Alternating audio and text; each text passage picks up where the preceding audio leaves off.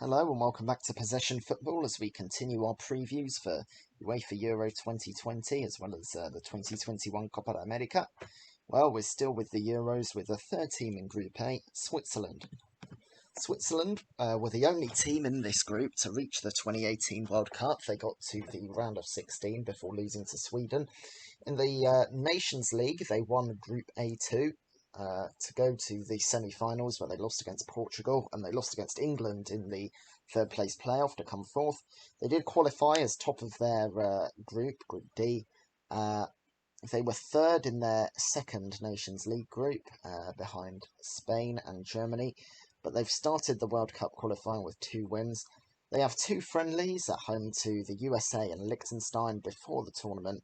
They're in Group A with Turkey and Wales, who they play in Baku, as well as Italy, who they play in Rome.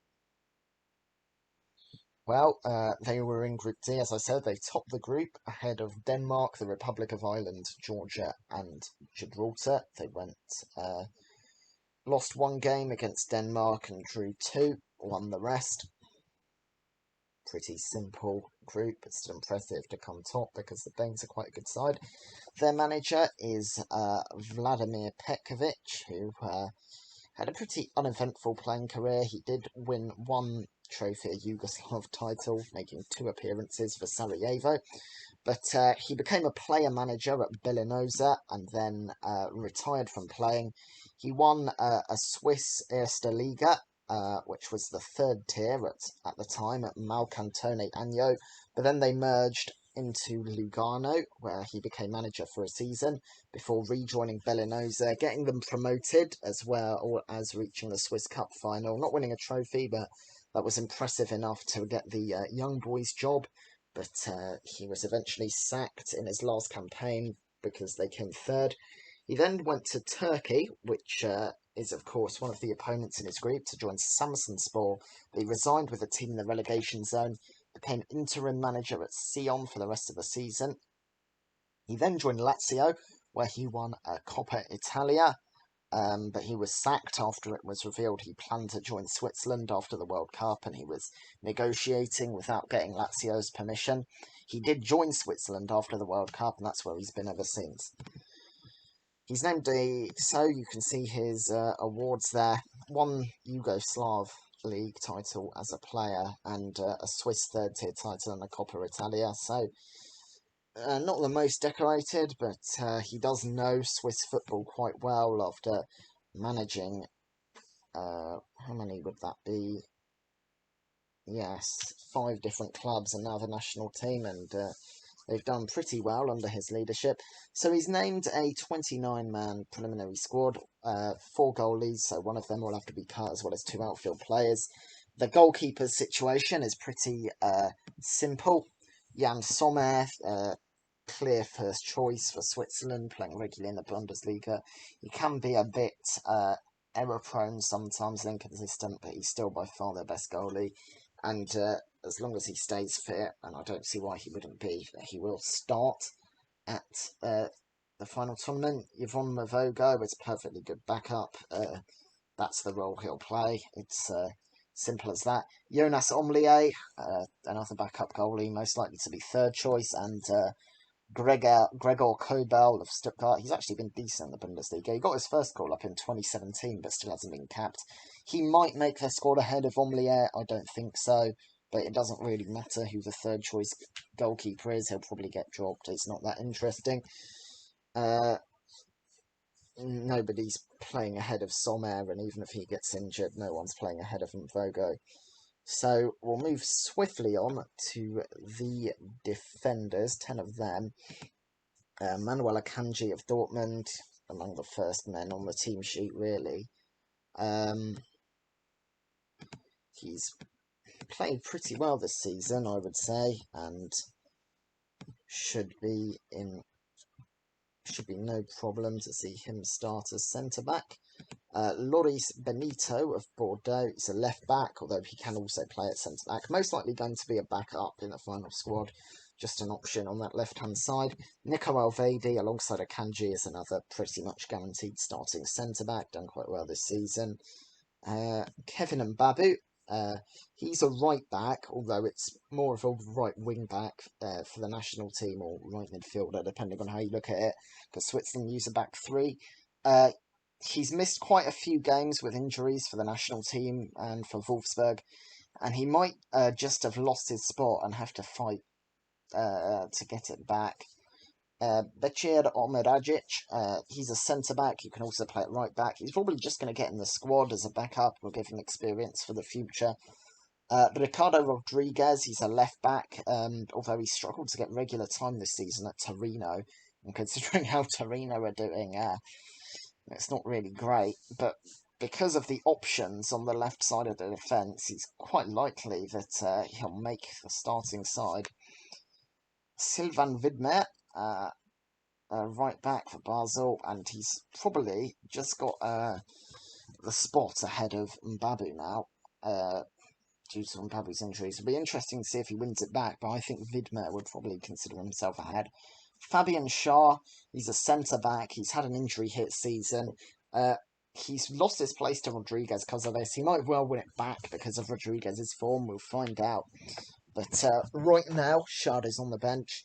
Jordan Latomba is a right back, although he is a versatile player, can play on the left or at midfield or whatever.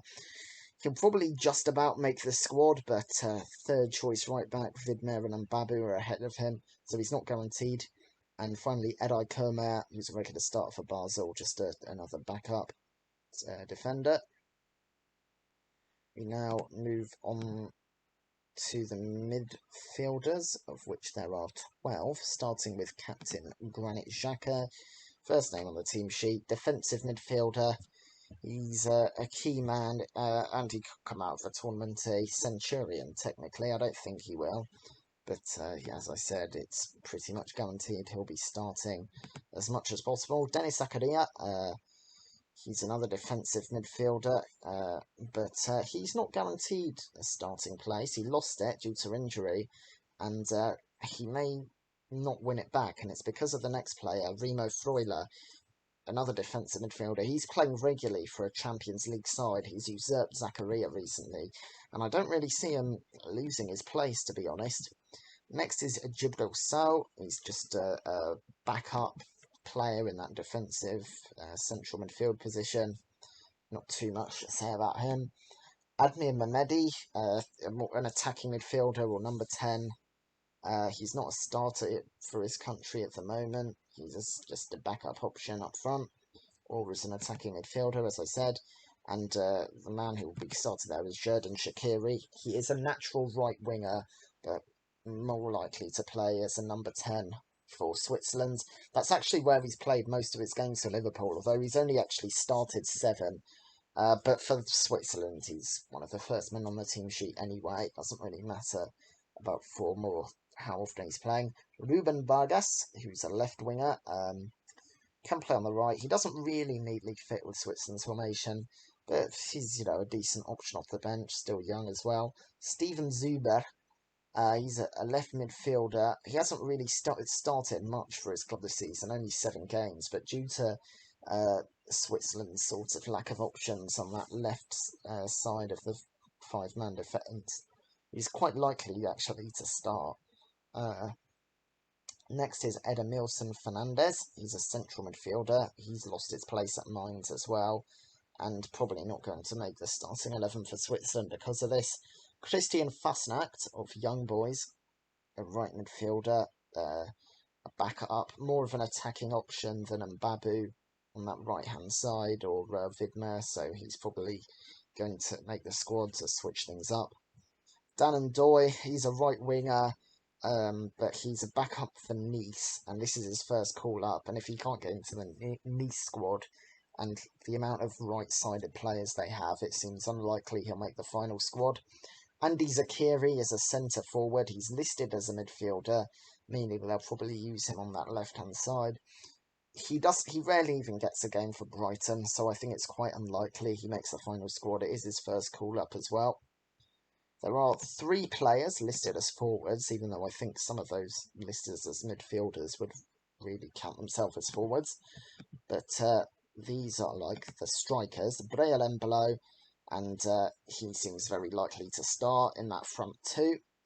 For Switzerland, Mario Gavranovic will be their backup striker. He has had a good season to force himself into the squad, but I think just as a backup. And Haris Seferovic of Benfica, who has had a good season, and he will start. So, just to make sure, I predict that Kobel and Doyen Zakiri, all of them are uncapped, and they will lose their place. Now, Switzerland did use a back four but in the Nations League third place game against England, Petrovic tried a back three. He stuck with it with that 3-4-1-2. He's also tried a 3-4-3 and a 3-5-2, as well as a 4-4-2-6-6 in the recent World Cup qualifier against Lithuania. Now, the friendlies will help us to figure out which formation, because I presume he'll want to use the tactical style he uses in the Euros as preparation. But I still think the 3-4-1-2 is the front runner. You've got three centre-backs, the two wing-backs, Xhaka and Freuler at DM, and then Shaqiri just behind the front two. So my predicted 11 is Sommer, Akanji, Alvedi, Rodriguez, Fidmer, Xhaka, Freuler, Zuba, Shaqiri, Seferovic, and below. Some of those aren't guaranteed. He may well bring in Shah instead of Rodriguez. But it's going to be quite similar to that anyway. So I hope you learnt something about Switzerland and their national team.